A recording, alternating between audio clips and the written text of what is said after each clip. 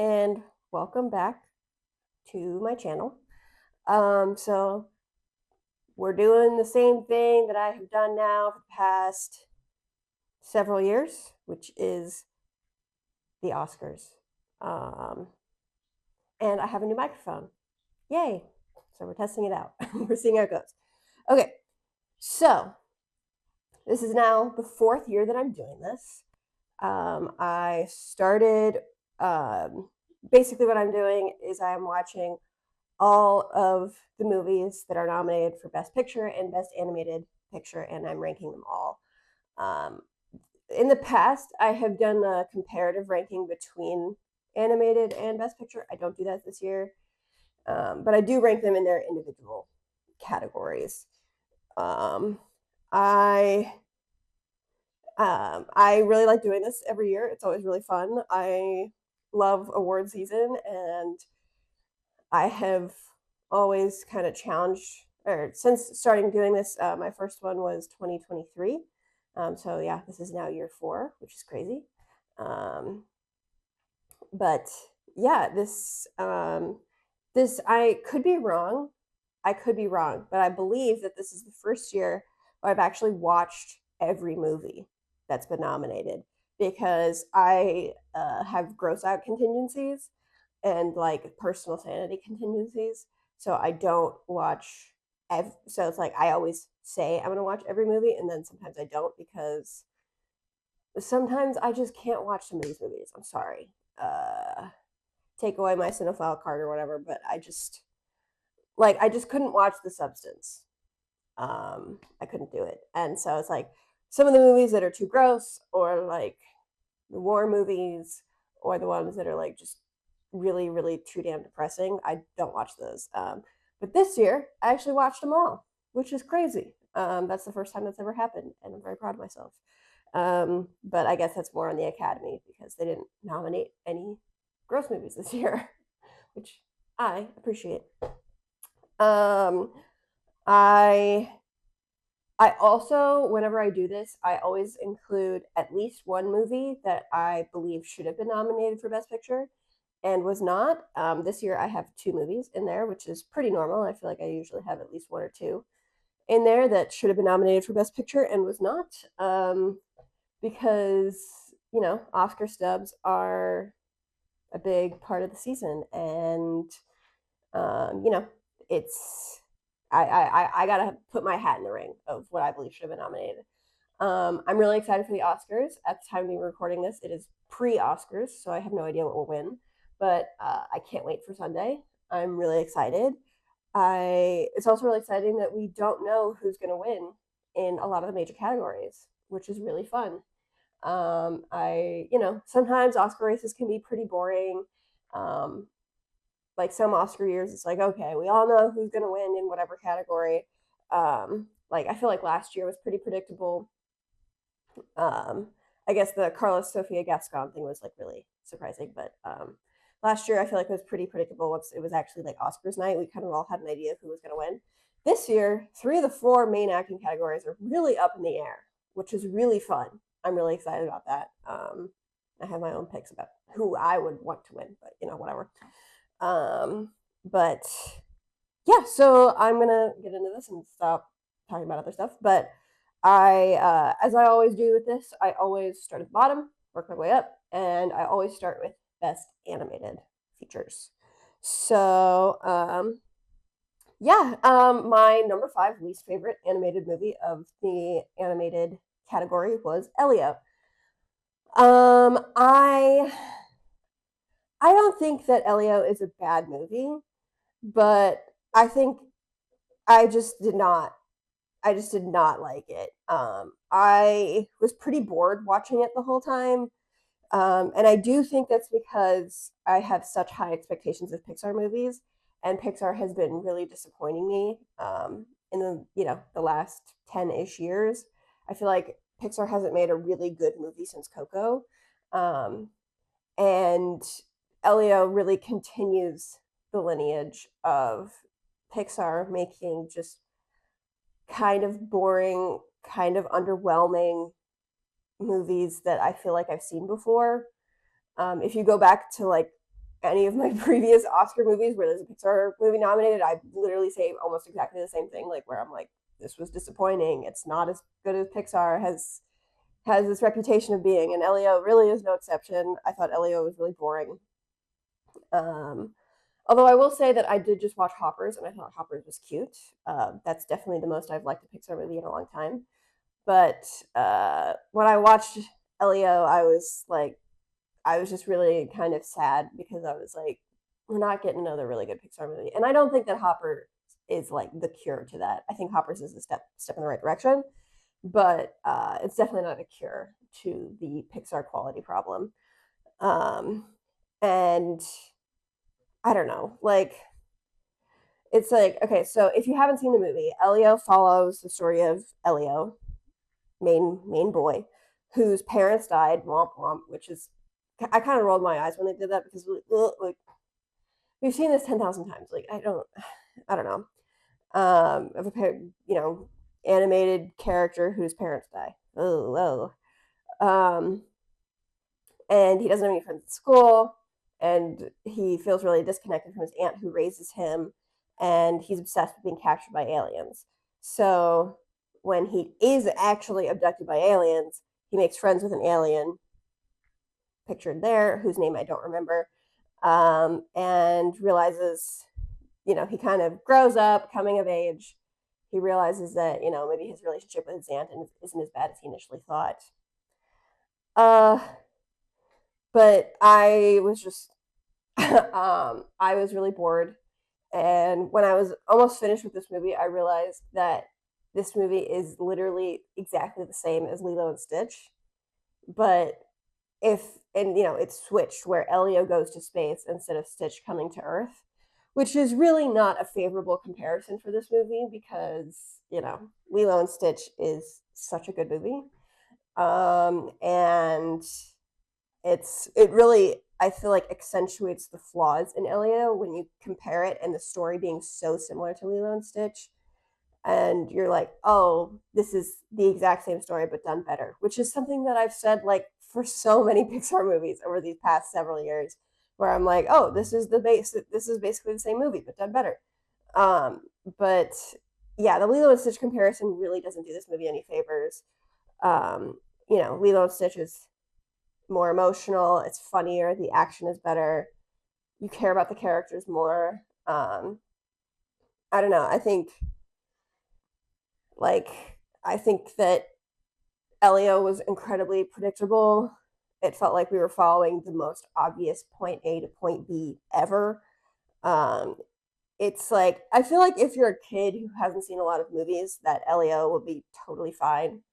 Um, but as an adult who has seen a couple more movies than that, I really was not into it because it really felt like it's something I'd seen before, and I I don't know. This one kind of bummed me out. Like, it's cute. It's not bad. It's not a bad movie, but it's just like I've seen it before. I've seen it done better, which is again exactly the same thing I said for Turning Red and for Soul, um, and to some degree Elemental too. But I don't know. It's like if you watch this and you like that, great. I really don't think it's bad, but I also think that it could have been quite a bit better. Um, okay, next one is Arco. Obviously, not many people saw this movie. So the story of Arco is it follows a 10-year-old boy from the future who semi-accidentally, travels back in time to the year 2075 and makes friends with the girl here. Um, and, it's kind of coming of age for both of them and realizing their place in the world and trying to get him back home. Um, I don't think Arco was very cute. It was very cute. It wasn't bad. I was a little bored when I was watching it, which, by no means the same degree as Elio. I wasn't always into it, but I think it was really cute. I think that if you're a kid and you watch Arco, you're gonna love it. If I was a kid when I watched Arco, I would have loved it because I love sci-fi, and especially as a kid, like a more kind of kid-friendly sci-fi, I would have liked a lot. Um, but I think my main issue is that I'm an adult, and that some of the kids stuff wasn't the most entertaining ever for me. But I think you can like this movie as an adult. Um, I don't know. I thought it was okay. It was fine. It was cute. It wasn't bad. A little middle of the road. The animation was really good. I liked that a lot. It didn't really leave a huge impression on me afterwards. I didn't. I don't know. I don't. It's like at the time that I wrote my notes that I'm referencing, it was only like 2 days later, and I was kind of struggling to remember like stuff that happened in it. So I don't know. It didn't leave a huge impression on me. You can definitely do worse than Argo. Um, it just isn't awesome, but it's also not bad. It's good. It's good. It's pretty solid, middle, good. Okay, so number three is Zootopia 2. I watched this in theaters. I thought it was really cute. Again, another cute one. I liked it. I like Zootopia. I liked the first one. I thought that one was fun. This one is basically the same as the first one and not in a bad way. It's just more Zootopia, which is fun. If you liked the first Zootopia movie, then you will like this one. Um, it's it's fun. It's cute. It's an easy watch. It's entertaining. Um, I mean, definitely Disney has done worse, obviously. And it was, it's just Zootopia. I mean, Zootopia isn't like, I mean, particularly groundbreaking in any grand sense of the word, but for kids movie, it's good. I like it. It's just a solid, good movie. I feel like I don't have too much to say about this one, or Arco. I'm sorry. They're good movies. It's I was entertained while I watched it. I don't really have too many other thoughts outside of that. Okay, number two is Little Amelie or the character of Rain.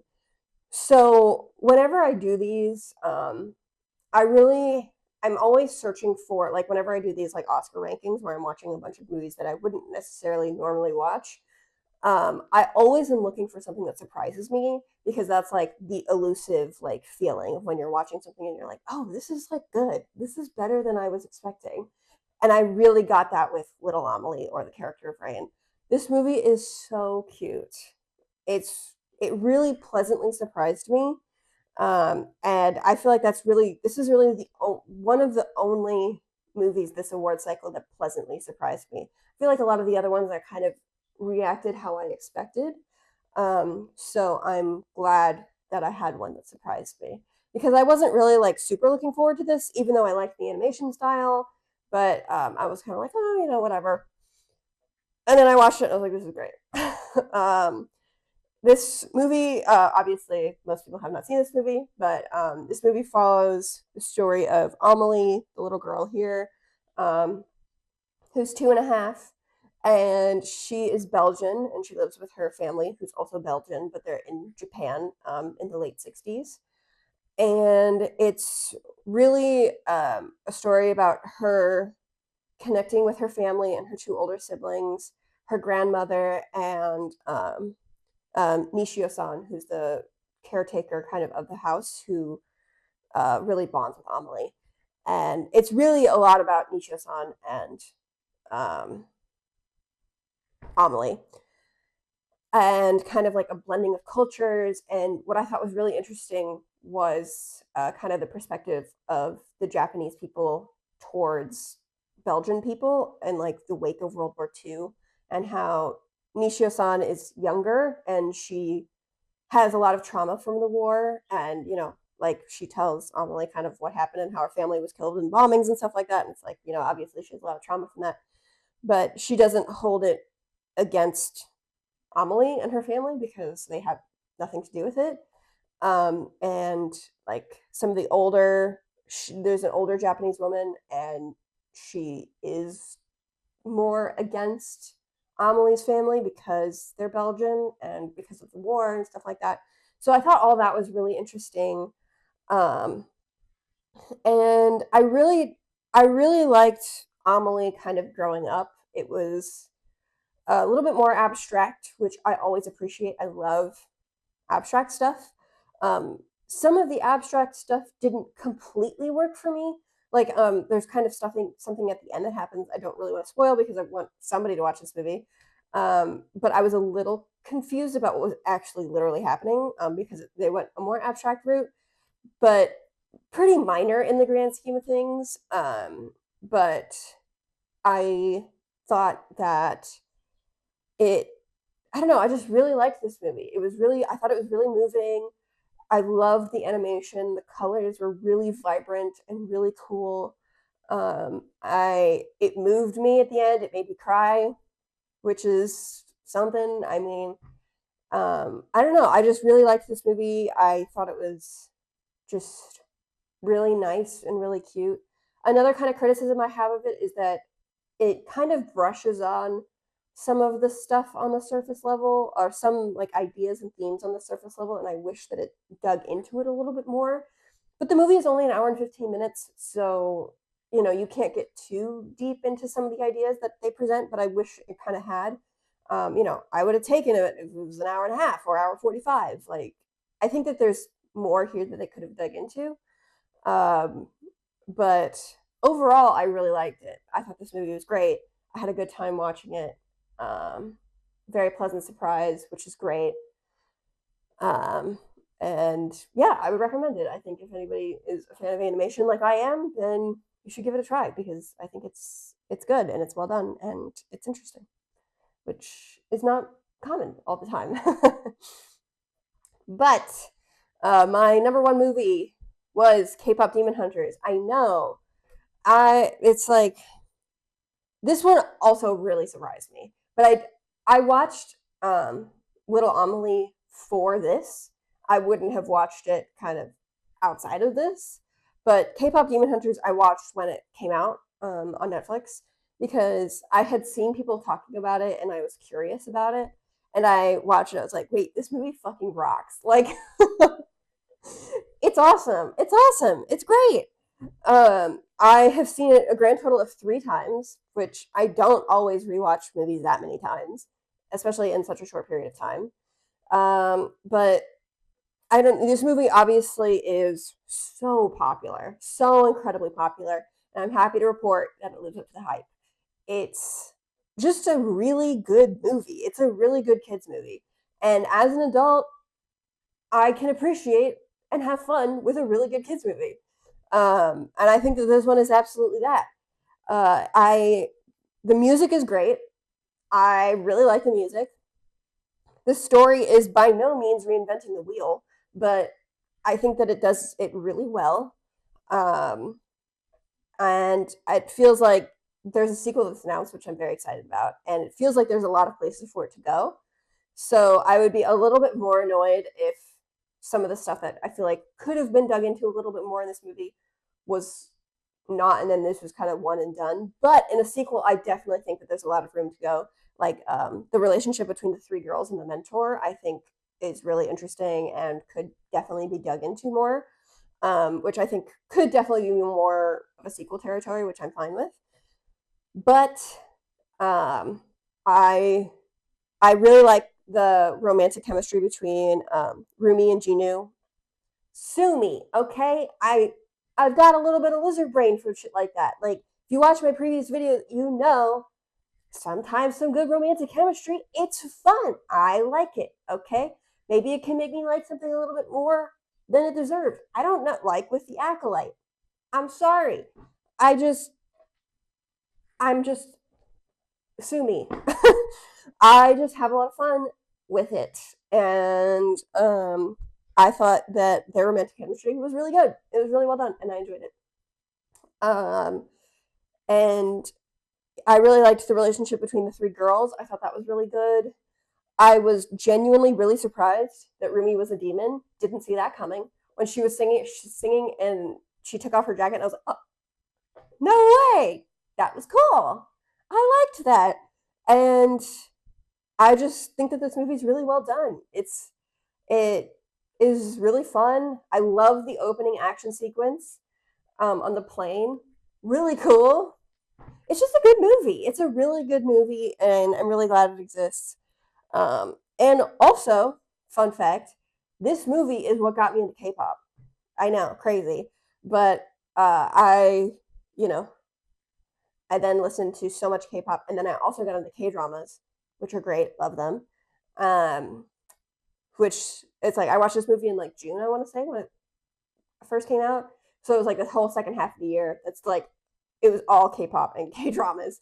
So this movie really set me off on like a whole tirade of I scared some birds, but I I and that was really fun. And then I rewatched. It was like I watched this movie twice in a week, which I never do, but it was really fun. And then I watched it again with friends a couple months later, and by that point, I had gotten really into K-pop and K-dramas, so I recognized more of the like the references and the jokes, like the business proposal song. So funny, so cute. And then I totally forgot there was an EXO song in this, and so when it played, I was like, "Oh my god, that's the EXO song!" So, um, yeah, this movie is just really fun, and it's really smart with how it achieves it. I feel like the main characters all feel really fleshed out, and you get on board with them really quickly. Um, it's just it's just great. And obviously, I mean, this movie's going to win Best Animated. There's really no contest. Um, I've seen people be like, "Oh, is Zootopia 2 going to win?" Let's be serious. Zootopia 2 is not going to win. It's definitely going to be K-pop Demon Hunters, which is deserved. I think it's really good. Um, the one thing I will say that might get me shot is that as much as I love the music for this movie, I think I Lied to You is the better song. I'm sorry. I really like that song in Sinners, and I really like that scene in Sinners. So I don't know. As much as I love this movie, if I were to vote in the Academy, I would vote for I Lied to You. I'm sorry. Even though obviously Golden's gonna win. Like again, no contest. But and I'm really happy for the people who made Golden. Like that feels like such a redemption arc, and that's really cool. But if Miles Caton won an Oscar, that would also be cool. It's obviously not going to happen, but that's my hot take for K-pop Demon Hunters. Okay, so now we are on to Best Picture, on to all the Best Picture movies. Okay, my number, I remember 12. Yes, 12 movie is Begonia. If you've heard, if you know me, this is not really a surprise. I am not a huge Yorgos fan. Um, now, I will state for the record, I did not finish this movie. I watched about 45 minutes of it and then I turned it off um, because I just was not into it. Okay, if you haven't seen this movie, Begonia is about a conspiracy theory obsessed guy, Jesse Plemons, who and his cousin, who kidnap Emma Stone, who's a tech company CEO, and torture her because they believe that she's an alien. Um, and even though I didn't finish it, I'm still going to talk about it here. Just kind of take my opinion with a grain of salt because I didn't finish it. But there are a couple of reasons why I didn't finish it. So the first and the most obvious being was that I just wasn't into it. I have previously seen The Favorite and Poor Things. I haven't seen The Lobster or Dogtooth, which I know people say are Yorgos's best. But I don't love either Poor Things or The Favorite. The Favorite is definitely my favorite, haha, of the three Yorgos movies that I've seen. But I think a lot of it really comes down to Yorgos's sense of humor doesn't really click with me. Um, he loves to be really deadpan, really abstract, and kind of gross with it. And I can definitely get down with absurdist comedy, but not necessarily the stuff that Yorgos does, where you can't really tell what's a joke and what's not a joke. Like when I was watching this movie, I was like, "Am I supposed to be laughing at Jesse Plemons?" I don't. I mean, he's just kind of talking crazy for so much of the beginning of this movie, and I was a little confused on like what I'm supposed to feel about him. Um, and I don't know. Like, clearly he shares a sense of humor with Emma Stone because she's done like 17,000 movies with him. So she gets what he's going for, and I can definitely see that a lot of people do get what he's going for. Like, he obviously has an audience for this, and that's great. And I can see how this movie would work for people. But I also think that his movies in general, are not crowd pleasers. And there's a lot of stuff in his movies that are turnoffs for people. And unfortunately, I fall into that category. I could tell that this movie's trying to be funny. I just couldn't connect with it, and I didn't really know when it was actually trying to be funny, and I didn't find it funny. Um, and I don't know. I really didn't love how Yorgos did his metaphors in this one. Like, I just I got annoyed. It's like there's the scene where Jesse Plemons is having the kind of like flashback fantasy sequence or whatever with his mother in the tub, and she has like these giant needles coming out of him, and then she's kind of talking crazy, and then he's taking the needles out of her, and I was like, okay, we get it. Like, okay, I understand what you're going for here, Yorgos, and I don't know. I thought that was like really slamming me over the head with it, which I didn't love. I also went into this movie knowing the ending because I just had it spoiled, I don't know, from like the internet or whatever. So I think that this movie is more fun if you don't know what the ending is, obviously. If you're the whole time you're guessing, like, is Emma Stone an alien? Is she not an alien? Is she an alien? Is she not? I went into it knowing that she's an alien. So I was not, I don't know, I just wasn't super into it. But I can definitely see how people are into it. Um, I can definitely see an audience for it. I think that if this movie works for you, that's great. It just didn't really work for me. But again, I really don't think it's bad. I really don't. Now, the other reason that I didn't finish this movie was because I was watching this on the day that Resident Evil Requiem came out, and I'm such a big Resident Evil fan. And so I had come home from work, and I was telling myself I was going to force myself, I was going to watch Begonia, and then I was going to have Resident Evil Requiem as a treat afterwards. And so this movie was basically like me eating my vegetables, and then Resident Evil was like the giant chocolate cake at the end of it. And so when I got to about 45 minutes in, I was like, I don't really want to eat my vegetables anymore. I just want a slice of chocolate cake. And that's what I did. I turned it off and I turned on Resident Evil. Now, would I have finished this movie if I didn't have Resident Evil waiting for me? Maybe. Maybe. I don't know. But I can pretty confidently say that playing Resident Evil was the better decision. I'm sorry. Resident Evil. I finished it. Resident Evil Requiem didn't take me very long. It was fantastic. I loved it. It was really great. I love Resident Evil. So not surprised that I loved Requiem. But yeah. So sorry, Begonia.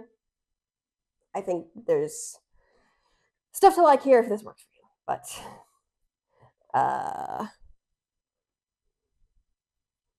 okay, now Train Dreams is a movie that I didn't love. I'm really sorry to other Train Dreams fans out there, which is my mother. I'm sorry. Okay, so if you haven't seen Train Dreams, it's about a logger in the early 1900s, and we just follow his entire life, basically, from when he's a kid until he dies. Um, and we see all of the love and loss that happens in that. Now, if you know me and how much I love, like, naturalism in movies and stuff like that, this movie seems like it should be tailor made for me. I love slow movies. I love introspective movies. I love normal movies. I really do. Like, I love Patterson, and that's like an incredibly slow, normal movie. And I really like that movie a lot. So I should love Train Dreams, and I just didn't.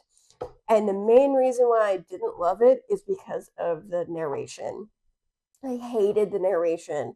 It just, I know it's a stylistic choice. I know what they're going for, with it, that it's supposed to be the narrator is telling the story of Joel Edgerton's life. I thought it was so obnoxious because I felt like the narration was telling me things that I already knew. And I thought it was just incredibly obvious and over the top with it. Um, and it's like the narrator is coming on like every fucking 2 seconds. So it's like I would be getting into a scene and then fucking Mr. Obvious would come in and tell me everything that I already knew about what was happening in this scene. And I was just so annoyed at it. I think that this movie, without the narration, like really, really, really good. Really good. But like I just did not like the narration so much. And it's not like it's just like if it was just narrating in the beginning and then maybe like 2 or 3 times throughout the movie and then at the end, that's fine. Like I can get over that. But it felt like the narration was just so much. It was all the time. And again, I know that's a stylistic choice. And I get what they're going for. It's like a storybook and they're trying to unravel it. That's fine. It really didn't work for me. And I thought it was really annoying. Um, it felt to me almost a little unconfident. Like the director or the writer was not sure if their messaging could come across without the narration. And it absolutely does. Like, I really did not need the narration at all. So, I don't know. I just thought that this movie was almost great. It was right there. I truly wouldn't change like anything about the actual story. I thought the story was great, but the narration was so annoying that it just brought it all down for me, and I just couldn't take it. So that's why it's here, in this placement of things,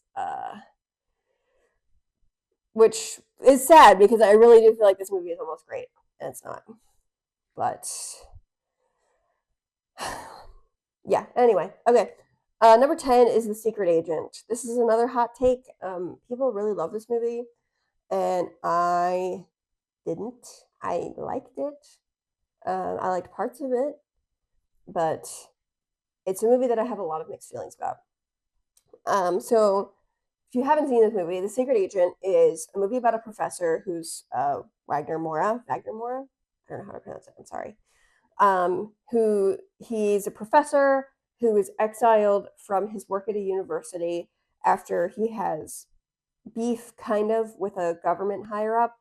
The government dude is like doesn't like Wagner Moura's wife, and then they kind of fight, and then Wagner Moura like kind of defends his wife, and then the government dude's like, "Fuck you," to Wagner Moura, and then gets him like fired, and then Wagner Moura, the wife is killed. We don't know, but she is dead. Um, and so Wagner Moura is trying to like leave Brazil with his son, but he's also being a secret agent, kind of, a little bit, kind of. He's in witness protection, kind of. Um, but yeah, this is all takes place during the Brazilian military dictatorship of the 70s, which I think is really funny that this is now the second movie like in a row. Like we've now had the Oscars before this and this Oscars. Both had movies nominated for Best Picture about the Brazilian military dictatorship, which again, I didn't even know. I'm just a stupid American. I did not know that there was a military dictatorship in Brazil in the 70s. I didn't know. I'm sorry. So when I saw I'm Still Here, I was like, last year, I was like, oh, I didn't know any of this. And so I was learning something new. And I think that that's kind of part of my problem a little bit with The Secret Agent is that I am unfortunately not Brazilian and I don't know too much about the Brazilian military dictatorship. I'm sorry. I just don't. I don't know. I'm sorry. But okay, I'm going to start with positives. I think that this movie is really visually beautiful. The colors are really vibrant, and there's a lot of shots that are really beautiful. And I really like the lighting. It's just really cool to look at. I thought the opening scene was really interesting. The scene here with Wagner Moura and the car at the gas station with the body there. I thought that was really cool, really well done. It was really engaging. I thought the acting was very good. Wagner Moura was very good.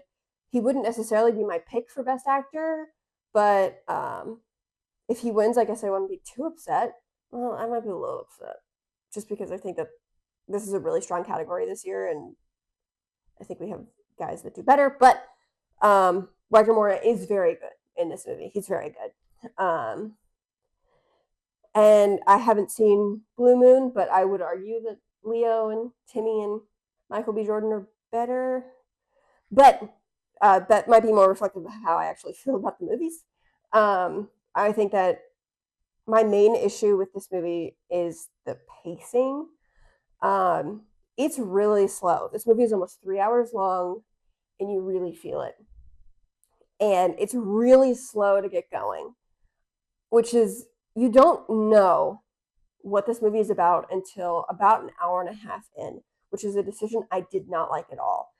Because this movie is so fucking long, it feels like we're just wasting time. Like we're wasting that first hour and a half of like Wagner Moura kind of living in the neighborhood with the other people who are trying to like get away from the government, and like starting to work for the like documents office with the corrupt police chief dude or whatever. I don't know. I felt like we wasted a lot of time there, and I didn't love that. I'm all for a slow burn, but I was just really confused when I watched this movie. I just didn't know where we were going. And what's crazy is that I knew. I looked up a general summary of this movie. So I knew it was about Wagner Moura being like a secret agent, being undercover, doing work. I knew that. But still, when I was watching the first hour and a half of this movie, I'm like, where the fuck are we going? What are we doing? Like, what's the point here? And I really didn't like that. And I feel like it could have just been done much better. I was just really confused. And I don't know. It's like, I really didn't understand the whole bit with the shark and the leg. I didn't understand it. Okay, so if you don't know what I'm talking about, in this movie, in the beginning, you kind of follow this police chief dude who will become the main villain in some sense throughout the movie. But he gets called to this Marine Biology Institute because the marine biologists have come into work one day and there's just a dead shark that's been gutted, like, in their lab. And they're all really confused and freaked out, and there's a human leg, like, sticking out of the shark. And so they take the leg out of the shark, which that whole scene was gross, by the way. And then there's this whole bit about the leg, and I just did not understand the point at all. I didn't get it. I just didn't get it. There's this whole bit about sharks. Sharks are a whole theme, a whole motif. They talk about Jaws several times. Wagner Moura's son is obsessed with Jaws, even though he's scared of it. He loves it, and he keeps drawing the posters, and he keeps begging his grandfather to let him see Jaws, and his grandfather says no.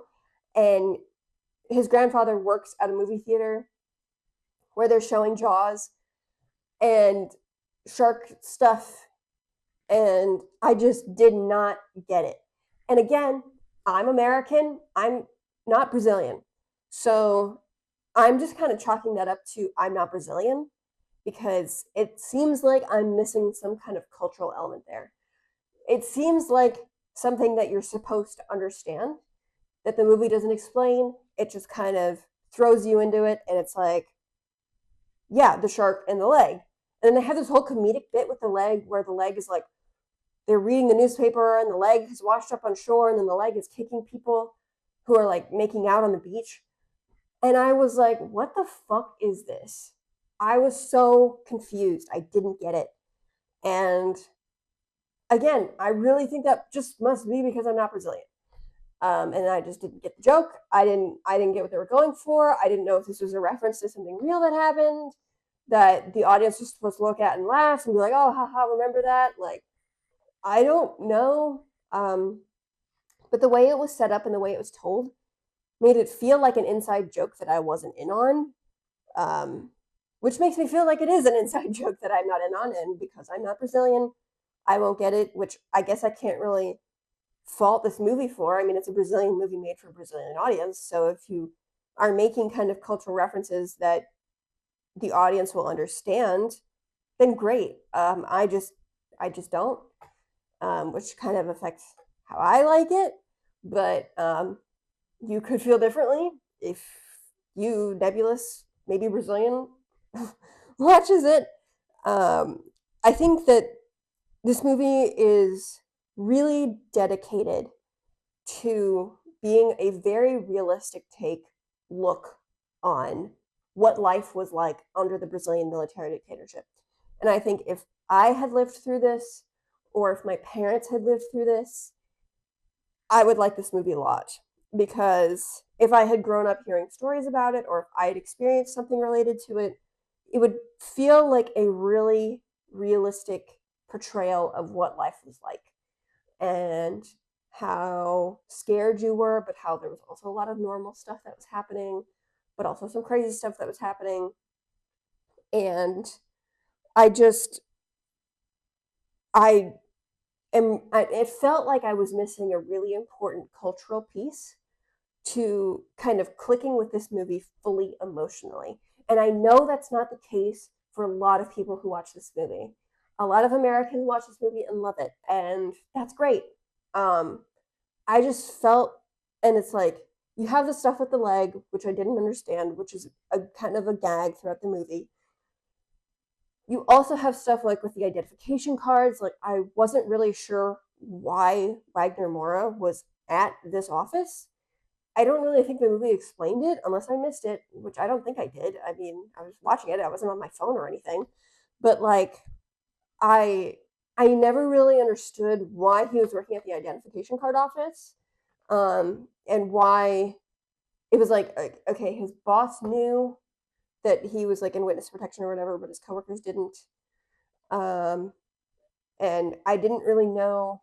It was like the whole time he was looking for identification information on his mother, and I was like, okay, I think this is to get a passport. I'm not sure. The movie doesn't really explain it, but again, I'm not Brazilian, so that feels like something that, oh, if you're Brazilian, you know what he's doing with the identification card office. But I was kind of confused about why he was there in the first place. I didn't, I don't know, I didn't kind of get like, if he's so scared about getting killed by the Brazilian government in some aspect, if his wife has been killed, question mark, if he's worried about his son, why is he doing this? Why is he at the identification card office spending months, and like he has a girlfriend, and like I just didn't understand why he was doing any of that. Um, why he kept working what he was working towards.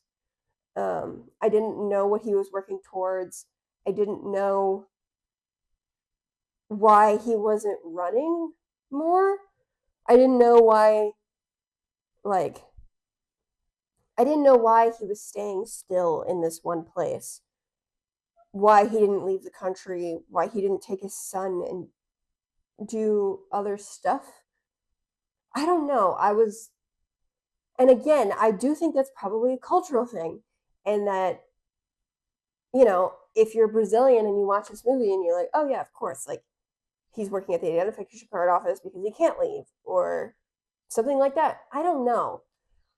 So that was one thing that I didn't really mesh with. Another thing was the police chief goes to this like German Jew tailor, and like when he's like trying to be all buddy buddy with Wagner Moura, he's like, oh, like, you gotta talk to this dude, and let's go across the street and talk to this tailor dude. And then he's like, oh, haha, show Wagner Moura your scars, German Jew tailor. And then he does. And I'm just like, what was the fucking point of that scene? What was the point? I already know that the police chief is corrupt. I know that he's killing people. I know he's a bad dude. I don't need this whole bit with the German, with the guy who the police chief thinks is German, like Nazi, former Nazi, but is actually Jewish, and he got the wounds from the war from being in something, obviously, related to being Jewish in Germany. Um, and I didn't, I really did not like that scene because I was like, what the fuck is the point of this? This movie is already so long. I didn't need this. I didn't need, like, I don't know. I feel like if you needed some way of like showing that Wagner Moura and the police chief were like buddy buddy, we could have done that like much shorter and much quicker. I didn't, I didn't like that. I thought that was weird and kind of came out of nowhere. Um, I don't know. I just felt like there was a lot of this movie that really meandered, and I didn't, I didn't get the point of a lot of the stuff that they did. But again, that's mostly in the first hour and a half. Um, the last 30, 45 minutes of this movie, great. I really liked it. I thought that the climax was really good. The stuff with the assassins who are after Wagner Moura because the government guy hired these assassins to kill Wagner Moura. I thought the whole like switch where the assassins who are working with the police chief hire assassins to kill Wagner Moura, but they don't tell the police chief, which means that the police chief ends up going after the assassins that the assassins hired, and they have no idea that they're all working on the same side. That was great. I really liked that. That whole scene was really entertaining, really tense. I thought that was all really well done. I really liked the epilogue bit with Wagner Moura's son, who's also played by Wagner Moura, at the blood bank in Brazil, where he's talking to the girl who's cataloging all the information about stuff, which is, again, not something I would have really understood if I hadn't seen I'm Still Here, which is kind of like the modern Brazilian effort to catalog and document everything that happened during the military dictatorship, and how this girl works for a university and she's cataloging everything to do with Wagner Moura. And so she finds his son and asks if she can talk to him. And the whole scene at the blood bank is really good. I really liked that a lot. I thought that was really introspective and interesting, and a really kind of interesting portrayal on grief, and a really interesting portrayal on how people move on, especially as a group, from something that happens that's traumatic like this, where Wagner Moura's son doesn't really remember his dad because, spoiler, sorry, he dies towards the end of this movie. And how he doesn't really remember him, and that he more remembers the stories that are told about him rather than like any kind of firsthand experience with him. And I really liked the blood bank was at the same place where his grandfather's theater was. That was just a really cool kind of like way to show how the country has changed, and how it, you know, even though you have this girl who's trying to catalog the efforts of, or trying to understand and archive kind of what people were doing during the military dictatorship, you still have Wagner Moura's son who just works at a blood bank at the same place where his grandfather's theater was, and there's no marker of it. There's no memory of it. It's just moving on, modernizing, forgetting. And that the effort it takes to remember is really taxing, and it's not fun, and kind of the quiet sadness that accompanies that. That was really cool. I really liked that. I thought that was really well done. But the problem is that the first hour and a half ish, and I didn't love some of the stuff that happened after, was just not great. I think that it could have been a lot better. I think that this movie should not have been anywhere near 3 hours. I think there's absolutely a bunch of fat that you can cut from this, and it would make it maybe less of a view into what life was actually like for a Brazilian in the 70s. Maybe less of a total picture. I just wish this movie was more focused. And I think if this movie was more focused, it would have been a lot better. Um, and I don't know. I just think that it's it's almost good. Again, similar to Train Dreams, although I don't know. I feel like what the secret agent does right, it does really well. And what the secret agent gets wrong, it's not bad, but it just doesn't work for me. And it doesn't feel like something that makes a whole lot of sense. Um, I was kind of lost for some of it, which really doesn't happen all that often for me when I watch movies. Um, I don't know. I just think that it's an interesting movie in some ways. It's a movie that's interesting to think about, but its drawbacks just really pull away from what could have been really impactful. Um, for me, at least. I know a lot of people really like it. But okay, I'll move on. I'll stop talking about this movie. Because I know this is really controversial that I have F1 this high. Everyone and their mother who ranks these movies always has F1 at the bottom. Everyone's like, oh, F1 is stupid. And why is F1 even here? And everyone's complaining about F1 being nominated. I like this movie. I think it's fun. I'm sorry, sue me. Does it make me not? Does it make me like? I'm sorry if it's if it's more transparent about my personal taste that I'm like Begonia and Train Dreams and The Secret Agent are all worse movies than F1. I'm sorry. I like F1. I think F1 is fun. Would I have chosen to nominate F1 for Best Picture? No. Would I have rather something else be in here instead? Yes. Am I mad that F1 is here? No, I'm not. I'm sorry. It's just, I think this movie is really fun. I really am generally a fan of Joseph Kosinski, the director of this. I love Tron. I love Top Gun Maverick. And even though I would say that F1 is the weakest between those three movies, it's still really fun. It's still a total blast. This movie is just a really good blockbuster. And as someone who's a fan of blockbuster movies, I really had fun with this. I really liked it a lot. This is definitely a movie that you should watch in the movie theater, though. I really don't think that you'll get the same kind of effect of it because I think that this movie will win Best Sound at the Oscars, which is really deserved because the sound of the races is really good. And the best way to kind of feel that and experience that is in a movie theater where you're just like, you feel it and it's like, whoa, I can feel like the cars like in my bones. Like that's really cool. That's really fun. I do like that a lot. The one thing where this movie is maybe not great is the dialogue. It's pretty cheesy. It's pretty cliche. The general story is pretty cheesy. It's pretty cliche, but I think it's really entertaining, and that's the whole point: is to just be really entertaining. I think that Brad Pitt and Damson Idris they work really well together. I think that the old dude showing young dude like how it's done is fun. I like those movies.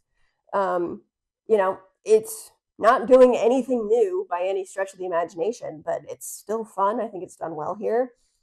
I will say that I think that the cheesiness does kind of detract from this movie a little bit, whereas the cheesiness worked really well in Top Gun Maverick and elevated it. I think the cheesiness did kind of draw back a little bit from it here. The dialogue can sometimes make you groan. The story is pretty predictable. Although I will say I did not know what was going to happen at the end of the final race, which I enjoyed. Even though I do kind of wish it was different, I liked that I didn't know what was going to happen. I liked that. And I don't think that the cheesiness takes away from what this movie is trying to accomplish because it's trying to be a fun blockbuster.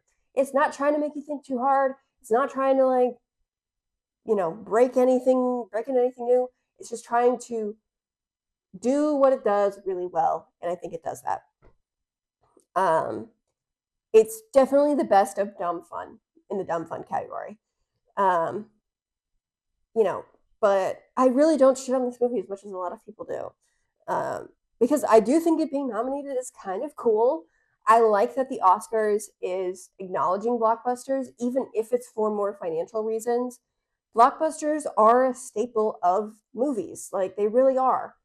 And, you know, maybe in an effort to make the Oscars more approachable or friendly to people who don't watch Begonia, like I think that I'm not mad that this is here. Even though if I had the choice, I would put something else in its spot. I'm not mad it's here. Okay, moving on. Number 8 is Frankenstein. Frankenstein was a bit of a mixed bag for me. I thought that visually, this movie is incredibly beautiful. The sets, the costumes, the makeup, everything was just so cool. It was so cool. However, this movie's main disadvantage, which is something that nobody else will feel because nobody else will feel this, is that I saw the Frankenstein ballet like a couple weeks before this movie came out, and I loved the ballet.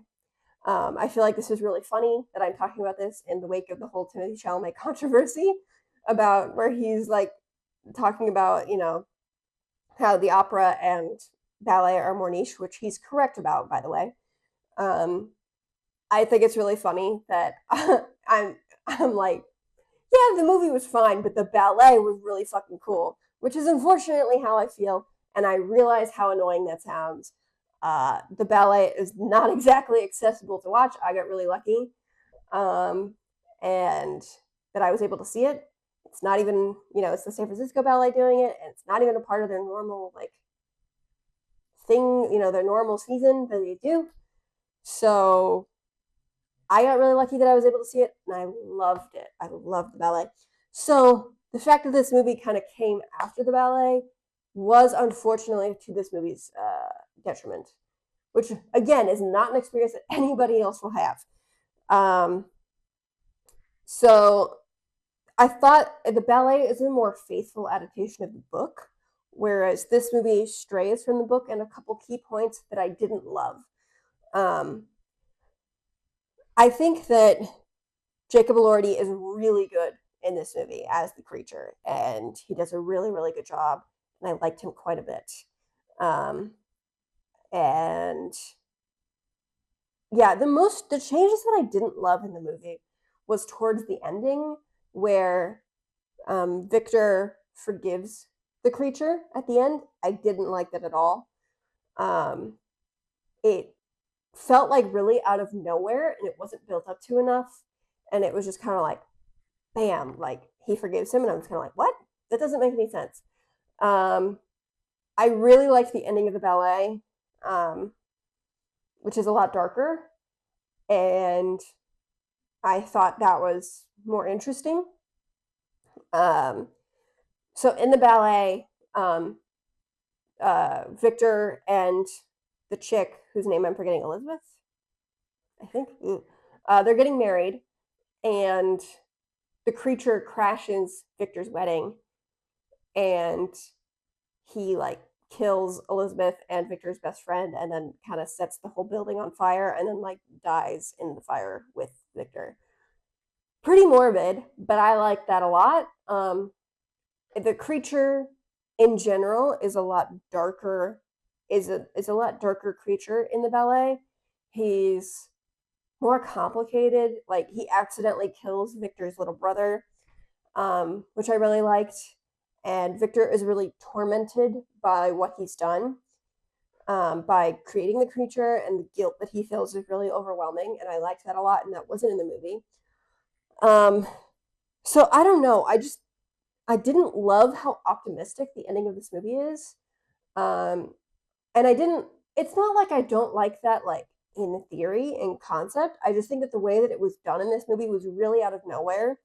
And it feels like it's because Guillermo del Toro loves the creature so much that he wants him to be forgiven, which is fine. I don't dislike that. I just think that the way that he went about it could have been better and felt very abrupt when he was forgiven. Um, I don't know. I just felt like this was an easier kind of telling of Frankenstein, um, and it made some of the characters more easy to digest than the ballet slash the book. Um, it kind of took away some of the complexities, which I didn't love. But I really liked the changes with Victor's father. I thought that was really good. Like the kind of generational trauma. I thought that was really cool. Um, and I was enjoying this movie for, first like 2 hours or whatever. I just didn't love the ending. Which kind of bummed me out. And again, I had just seen the ballet, which I loved. So this kind of had big shoes to fill, and I didn't love that. So I don't know. I just, again, I think a lot of people like this movie better than me, which is great. That's great. I think this is a good movie. I just didn't love the ending. Sorry, everybody. Okay. Number 7 is Marty Supreme. I really enjoyed Marty Supreme. In case you haven't seen the movie, Marty Supreme is about Marty, who is an arrogant but talented ping pong player in the 50s in New York, who's basically trying to come up with money to go to Japan and enter the ping pong world championships. And everything that goes wrong throughout this week does go wrong. I think that Timmy was really great in this movie. He's great in everything that he does. This was definitely a movie that really pulls you in. I was really locked in for most of it since it really never lets up on the gas at all. The only other Safdie movie, I know the Safdie brothers are separate now, but the only other movie I'd seen by them was Good Time, which I didn't love. The style of it is of Good Time, which I didn't love, is similar to this, which I like. So I don't know. I guess your mileage may vary. It's, the Safdie brothers make very stressful movies. They make movies about how everything that can go wrong will go wrong. And that kind of thing can annoy me, but I think that it worked really well here. I will say that as much as I did like watching Marty Supreme, it's not a movie that I would rewatch, which I guess has its own metric, but I don't know.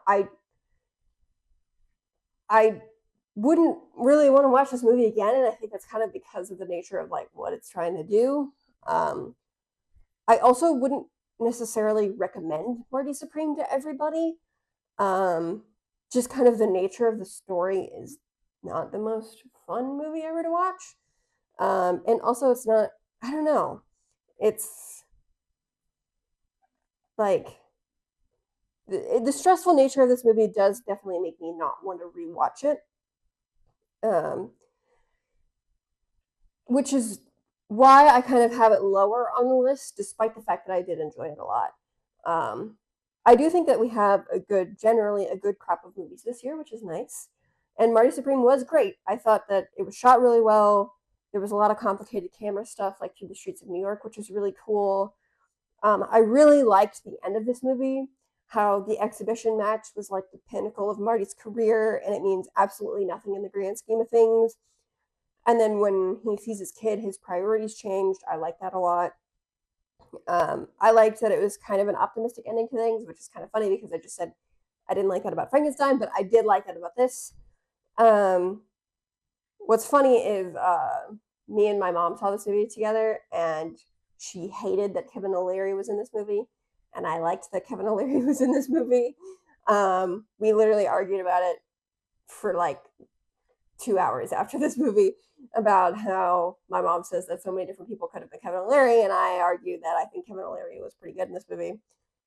The Safdies definitely have historically cast people outside of the norm with movies, which, when you cast somebody in your movie from seeing an on-street interview with him making fun of the Knicks, and he's Marty's like friend who like takes in Odessa Zion in this movie, like he plays a pretty big part, and he's just a guy from an on the street interview making fun of the Knicks, and Josh Safdie saw that video and was like, "Oh, I have to cast that dude in my movie." Like the Safdie brothers are definitely not conventional when it comes to casting people. So I thought the Kevin O'Leary thing made sense, even if my mom hated it. I think that casting Kevin O'Leary does a lot of the like background work. Like when you see Gwyneth Paltrow has married him, you're not like, oh, is she happy in this marriage? No, you're like, oh, okay, I know exactly that Gwyneth Paltrow is this silent movie star who, you know, doesn't like have that she married this dude for money. She doesn't love him. You don't need to do any kind of legwork outside of that, outside of seeing who she's married to, and you get exactly why she married him. And I think that casting Kevin O'Leary does really make that obvious. My mom's chief complaint is that she didn't like that she was just seeing Mr. Wonderful every time and she couldn't get into the movie, which is fair. I get that. But I think that Kevin O'Leary was good. I'm sorry, I did. And it's funny because my mom will still bring it up like weeks later after we saw it. And she'll talk about different people for casting, and I'll always say like, no, he doesn't work for this reason. He doesn't work for this reason. But it's still it's fun to argue about. It's not like serious in any way. It's just fun.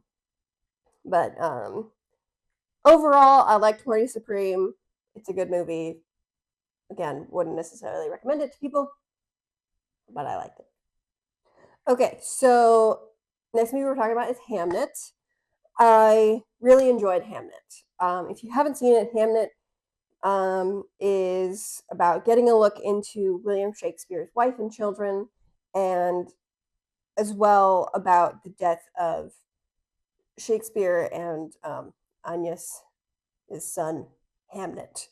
The movie is all basically from Shakespeare's wife's perspective. Her name is Agnes, or Agnes, but Agnes, I don't know if that's the old world pronunciation, but yeah, it's basically all from her perspective. And this is literally the only acting category that's like a total lock. Like Jessie Buckley is going to win Best Actress. Like it's really no contest. Every other category is definitely up in the air. But I really liked Hamnet. I thought the visuals were really beautiful and the story was really moving. This is definitely a very traditionally Oscars type movie, about a mother grieving the loss of her son and stuff like that. But this is actually a good movie that doesn't really feel annoying to watch like some Oscars movies can. I cried at the end, like most people did. I really like the Shakespeare stuff here. It feels like a reinterpretation of something like Shakespeare in Love, which I think is really cool. I thought the ending of this movie was really moving. How Agnes is like really, how her and Shakespeare are like really distant after the death of their son Hamnet, which makes sense. But I really like how they feel really distant. And then she goes to see Hamlet with her brother, who's Joe Alwyn, which is really funny because he's been in like so many movies that have been nominated for Best Picture. But and then she sees it and she sees that her husband hasn't like totally forgotten about their son or disregarded him, that he's instead immortalized him in Hamlet, which is really cool. And I really liked her, like the scene of her like holding her hand out and grabbing the actor's hand. That was really cool. I really liked it. I was a bit bummed that Paul Mescal didn't get nominated for Best Supporting because I thought he was really great here too. The story here is pretty simple. It's nothing crazy, but I think it's really well done. And I think that this movie is more approachable for modern audiences and isn't really asking too much, which is cool. I mean, I'd not necessarily jump to rewatch this one either, but that's because of how sad it is. But I really think that this movie is really well done. It doesn't feel emotionally manipulative in any way. I really liked the Hamlet stuff. I thought that was really cool. I liked how Shakespeare himself played the ghost of Hamlet's father.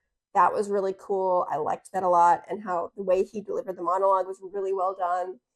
Um, I this was, obviously not my favorite movie of the year, but I really am glad that I saw it, and I thought it was really well done. I liked it a lot. My only like semi gripe that I have with this movie is that I think that the beginning was a little bit more abstract than I was expecting. I'm not really sure why um, Agnes was like so into the witch stuff, like why they were kind of making her a little witchy, and uh, like kind of have her connected with stuff. I mean, it wasn't bad, but I was still kind of a little confused about what the point of it was. Um, but I mean, that's like not like a real complaint. That's only like a half complaint. Um, and all the stuff of her being like really connected to nature, and like her giving birth um, to their first kid, like out in by the tree. I don't really know why that was the case, but I thought it was cool. Um, and yeah, I feel like once like they have kids, that's when this movie really kind of kicks into high gear. And I thought it was really well done. Uh, I liked it a lot. I thought it was a really good movie. And yeah. Okay, so this is the first of the movies that I have on here that was not actually nominated for Best Picture. But I'm really upset that No Other Choice was not nominated for Best Picture, because I think it absolutely should have been nominated for Best Picture. Um, you know, between the foreign movies that were kind of on the chopping block of like, will it get nominated, will it not? I liked No Other Choice better than The Secret Agent. I think it should have been nominated. Sorry. Um, and so, every year I include at least one movie that was not nominated, and this year it's this one. Um, this movie, if you haven't seen it, follows the story of a man who got fired from his job that he'd been working at for 25 years. And in his desperation for a new job, he begins to kill the competition, which now, because I just went on and on about The Secret Agent and how I'm not Brazilian and how I don't kind of connect with that, I do admittedly have a lot more connection and understanding with Korean culture than I do for Brazilian. This was the year I got really into K-pop and into K-dramas. I knew both of the main leads, so Lee Byung-hun and I'm forgetting the actress's name, but Sari from Crash Landing on You. I knew both of them from K-dramas that I had watched previously. So I was already a fan of the two main actors.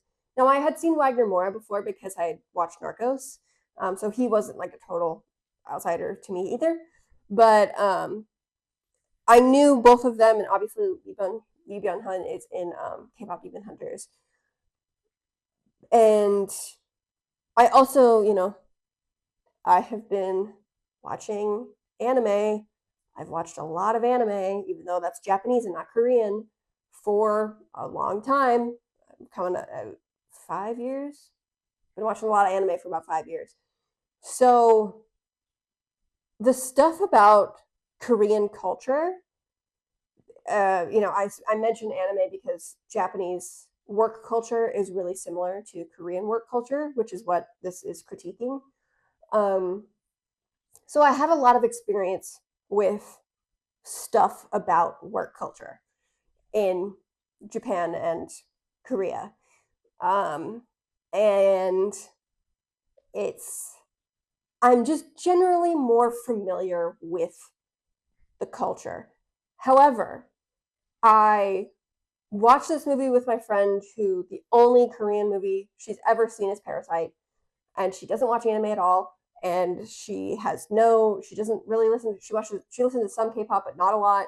She doesn't watch any K-dramas. She's very removed from like Asian media. She watched this movie and loved it, and she fully understood the cultural critique that this movie was making. She was not lost or confused at all. So I do think that this movie is, despite the fact that it's very Korean and critiquing Korean culture very heavily, it's very approachable for Americans because, I mean, frankly, the job market is not great in America right now. And so a lot of people can empathize with and understand a desperation to get a fucking job, which is what this movie is about. And it's obviously a dark comedy and it goes very extreme with it. But despite the fact that this movie is very Korean, its central message is more universal than The Secret Agents is. Um, so that's kind of why I think this movie is more approachable, despite the fact that this movie is pretty violent, especially towards the end there. But I really liked this movie. I think that if this was somebody's very first Korean movie, very first Asian anything, that they would be totally fine. That they would not feel like they're culturally out of step or really anything like that. And I think that No Other Choice is just really smart. It's really well done. I really like how everything escalates in this movie, and so much so that you understand why he's making the like leaps that he does. Um, you know, I really like how this movie starts with him losing his job because he was standing up for his fellow workers. And then at the end, he gets the job kind of running the AI factory and he's just jumping for joy, like around. I really like how this movie shows how much he sells his soul throughout this process. And I really like how the killings escalate too, because with the first time he kills somebody, it's really like it's really funny. He's messing up all over the place. Like he doesn't feel good about it. It's totally an accident. It's like it's almost Looney Tunes in the way that it all goes down. It's really funny. It's a really funny scene. And then the next time he kills a guy, it kind of starts out as funny, and then by the end, it's not funny anymore. You're not laughing anymore. Um, it's like you're like, oh fuck, he's got to deal with the body, and he's doing that to the body. Ooh, kind of gross, kind of gross. But so it's like you're kind of like, oh, haha, he's gonna kill another guy, haha, and then by the end, you're like, oh, ooh, okay, yeah. And then when he kills the third guy, it starts off right off the bat, and you're like, ooh, boy. At least for me, and my specific issues, like force feeding really grosses me out. So when he killed that guy by force feeding him so much that he died, I was like, oh my god, gross. But I liked it a lot. And obviously it's very symbolic, and treating him like a pig and whatnot. But it's like I really like how with each killing, you see how much he loses himself in it, and you see how he just can't, like, how willing he is to sacrifice his morals and his sense of well-being and everything about himself just to get a job, which is something that people can relate to, obviously, even though most people are not making a fake paper company and sending out ads saying hire, come apply to my job, and then he takes out the top candidate so that he's the top candidate. That's not obviously something that happens to a lot of people, but I really like that you can see the escalation of stuff. I really like the wife. I thought she is a really interesting character, and how she almost understands his desperation to get a job and is kind of on board with it a little bit, even though she never knows what he does. Well, kind of. We don't know if she finds the body. But she definitely does find the body. She definitely does. But and then she just kind of lets it go because he got a job. And it's like, ugh. Not only is Lee Byung-hun like selling out his own soul, but he's also selling out his wife's soul and his son's soul to get what they want which is the house and the dogs and a job. I just think that this movie is really smart. It's really smart. I think that the way it executes it is really cool, really well done. Um, and I just really liked it a lot. I thought it was really good. Um, so yeah, this is my second movie that was not nominated that I think should have been nominated. I really like 20 Years Later. 28 Years Later. I think that this movie is really good. And the more I've sat with it, the more I've liked it. Um, I love zombie stuff, clearly. I mean, I, The Last of Us is one of my favorite video games like ever made. I love zombie stuff. I think it's really cool. And I think that this movie is really fantastic. And I think at the absolute bare minimum, this movie should have gotten a Best Cinematography nomination because some of the shots in this movie are crazy. They're so good. And I'm really bummed that it was just kind of like tossed aside. So if we were going to do like one blockbuster, like movie that is not typically like historically more Oscars, I would prefer 28 Years Later over F1, which might be controversial, also might not. I don't know. But I think that this movie is overall really, really good. I think that this movie isn't taken quite as seriously as I wish it was because it's a zombie movie. And it's just kind of seen as like another zombie movie, whatever.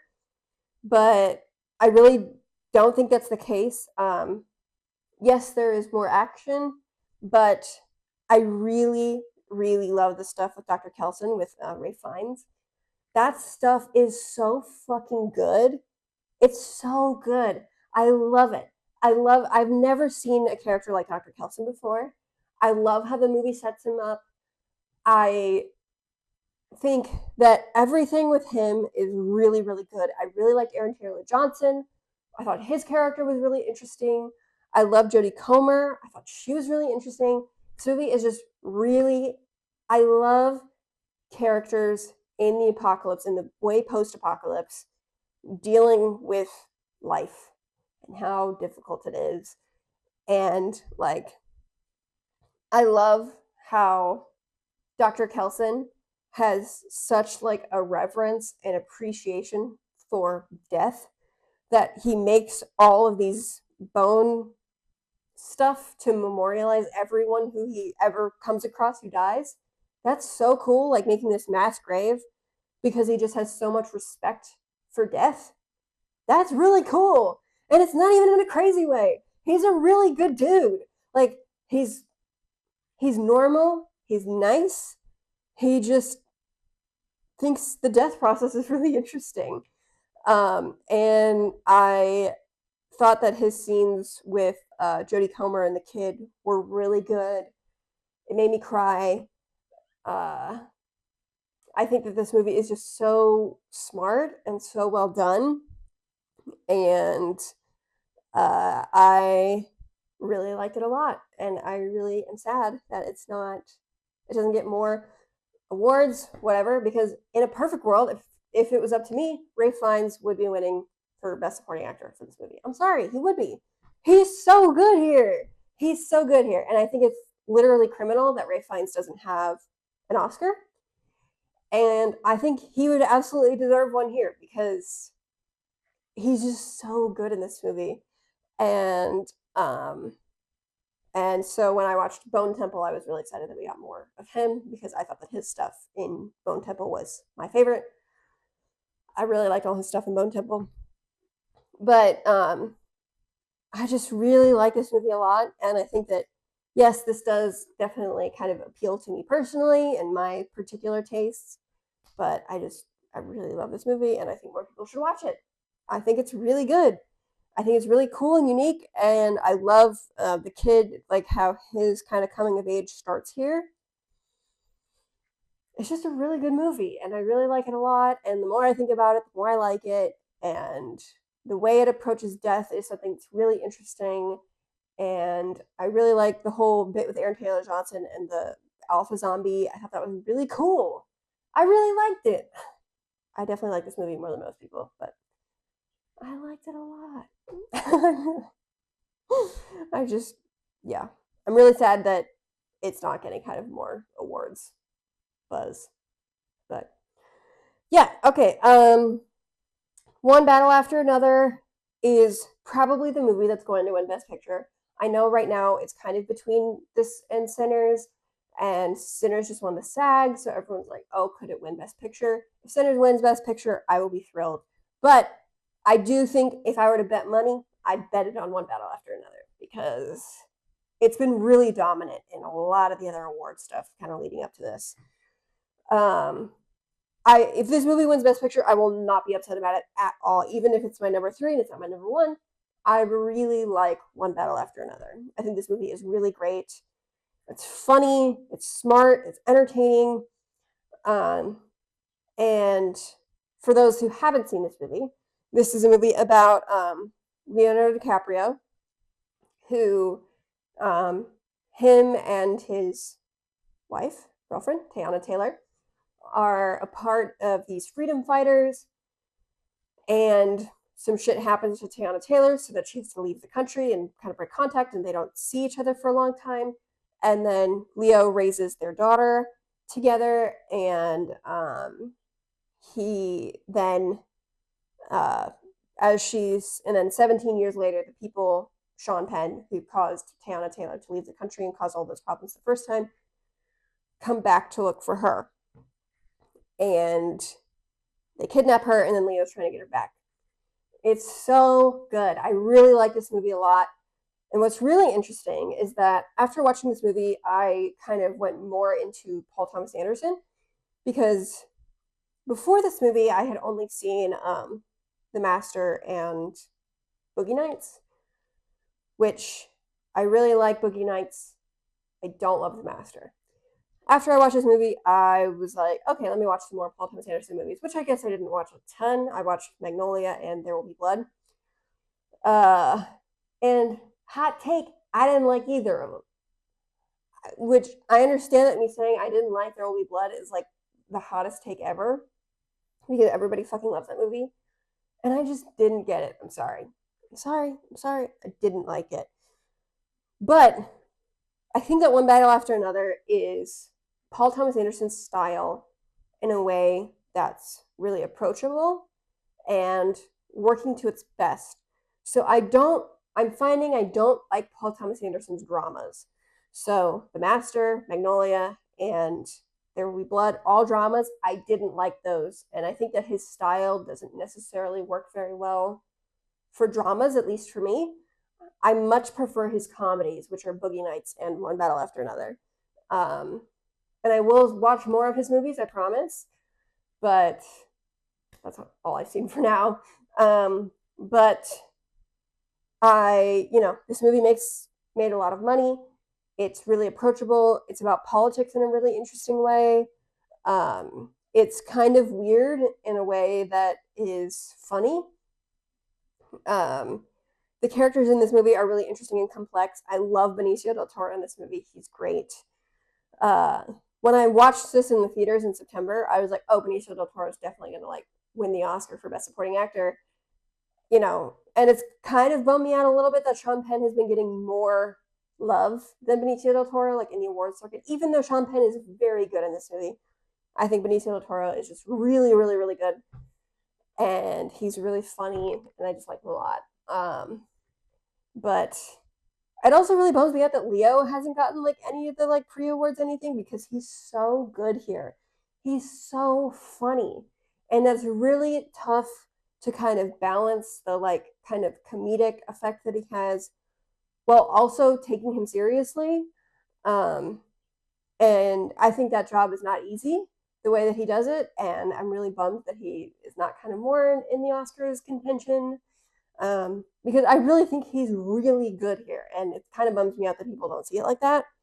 Though the Best Actor race is again filled with many great performances, so I can't get too mad, but I think he's really good here, and I wish he had won like one thing, kind of preamble, whatever. Um, I think Chase Infinity is really great.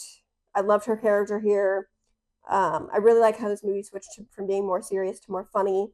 I was really not expecting this movie to be funny when I watched it, so I was really pleasantly surprised by how frequently I was laughing. Um, I am not necessarily the biggest Paul Thomas Anderson fan ever, but I'm glad that he's getting the most mainstream recognition and his best shot at Best Picture with this movie, because this is just a really, really good movie. It feels timely, it's interesting, it's fun, um, and there are a lot of movies this award season that are fun to watch, which is nice. And it's not always the standard; it's not the norm. So I appreciate it when the two movies that have the best shot at winning Best Picture, which are One Battle After Another and Sinners, are two really fun movies. That's really nice. I like that a lot. I don't love the depressing as fuck Oscar movies like all the time. So I like that we have two movies that are just fun, that are like, obviously both of them have something deeper going on, but at their core they're just entertaining movies to watch, and I like it a lot. Um, the cinematography is really great here. I like the score, which is not something that I can say for a lot of Paul Thomas Anderson movies. I did not like the score in Magnolia. I did not like the score in There Will Be Blood. So I like how it's used here, which is nice. Um, I mean, it's not like my favorite score ever, but I felt the need to say that it's better than I feel like in Magnolia and There Will Be Blood. Overall, though, this is a really great movie. It's had a lot of Oscars or like people talking about it for a long time, and it's nice that it's really deserved. And I think that this is more of a crowd pleaser than a lot of PTA's other movies. And it made a lot of money, and I think more people should watch it. But yeah, it's really great. Okay, number 2 is Sentimental Value. Sentimental Value is a difficult movie for me to talk about because the reason why I love it so much is so intensely personal. Um, I related quite a bit to Renata Reinsva's character in this, which is maybe not the kindest thing I could say about myself, but it's true. And any sister story, especially something like this, is really going to punch me in the gut. I'm very close to my actual real life sister, so I saw this movie in the theaters at literally 10 in the morning, and I was literally crying my eyes out at the end. It was like embarrassing. It was embarrassing. Um, but I thought the story was really, really well done, really moving. I obviously didn't relate to everything that happens here, but I saw a lot of pieces of myself and my family in it. Um, like Stellan Skarsgård reminded me a lot of my grandfather. I saw pieces of my sister in Inga Instar, her character, and especially the relationship between the two of them felt very familiar to me.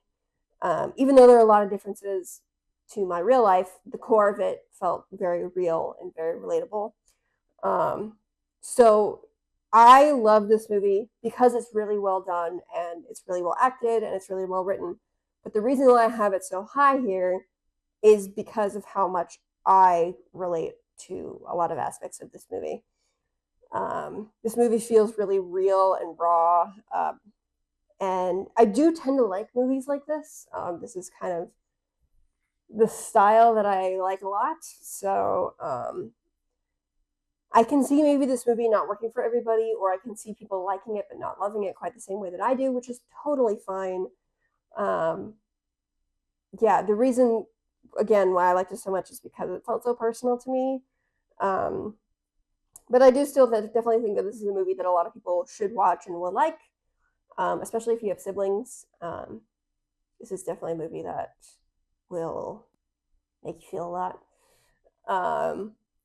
But it's really great. I loved it a lot. Yeah, I don't know. It's hard to talk about. It's hard to talk about. But my number 1 movie of the year, Sinners.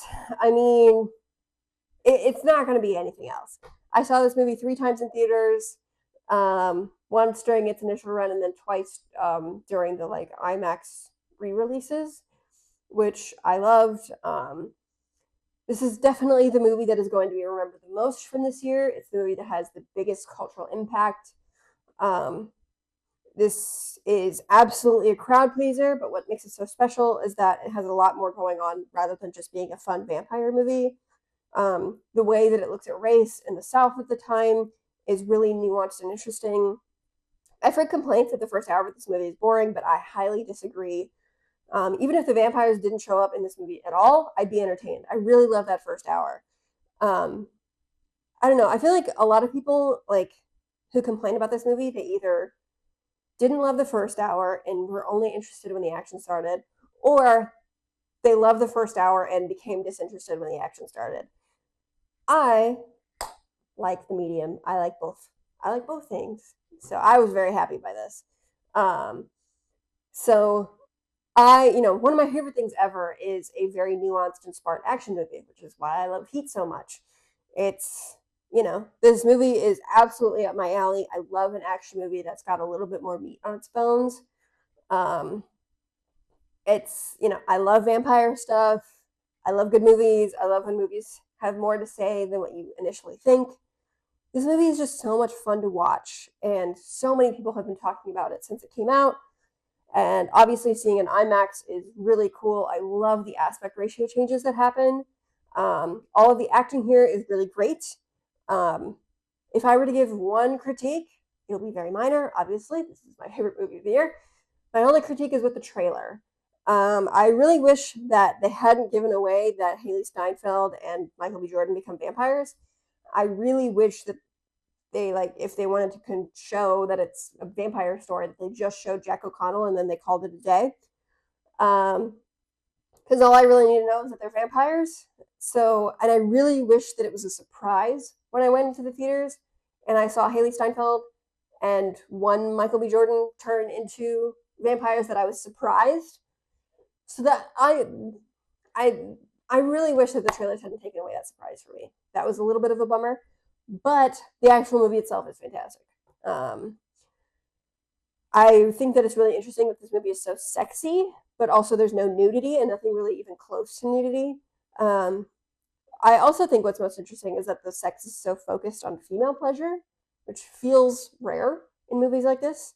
Um, and obviously, there are more qualified people than me to talk about like race and the way that this movie deals with history, and obviously everything related to that. But this movie is just really, really well done with all of those aspects. Um, being a period piece and really being devoted to that time period, despite it also being a genre movie, is really cool. I liked that quite a bit. Um, this movie is just so easy to watch, really fun to watch, really entertaining to watch. Um, it's something that I very widely recommend to people, um, and maybe teaches you something about American history, which is really cool, and I like that a lot. But yeah, this is definitely the movie that I will, you know, remember the most from this year. It'll be the movie that if in the future I'm like, what, you haven't seen Sinners? Like, that's crazy. Because I just feel like everyone should watch this movie, and it's really good, and um, it's really smart, which is fun. I really like it a lot. And the more times you watch it, the better it gets almost, which is really unique and really cool. There was obviously a lot of work put into this that is really well done. Cinematography is really good. I really like Michael B. Jordan in this movie. He's obviously playing twins, which is really cool. I liked that a lot. And yeah, this is just a really, really good movie. It's really great. And, obviously the best Oscar, uh, the best actor race is kind of between Michael B. Jordan and Timmy. If either of them win, I will be happy, but I kind of am pulling for Michael B. Jordan just a little bit. Just a little bit. But if Timmy wins, I will be thrilled. I will be thrilled. He's really great in Marty Supreme. I think, I really want him to have an Oscar. I think if he doesn't win here, it'll definitely be a bummer. But yeah, I don't know. I just think this movie's really great and I like it a lot. But Yeah, thank you for watching. I think this Oscars year is really interesting because there are not really any movies that I would say are complete duds, like totally fucking ass movies, which is not normal. But I also think that we don't have as many movies this year that I would say are like 5 out of 5 fantastic, um, which is interesting. I don't know. This will definitely be a really interesting. This has been a really interesting award cycle. This has been a really interesting year for movies. And yeah, I'm really excited to see what comes out this year. Uh, but yeah, thank you for watching.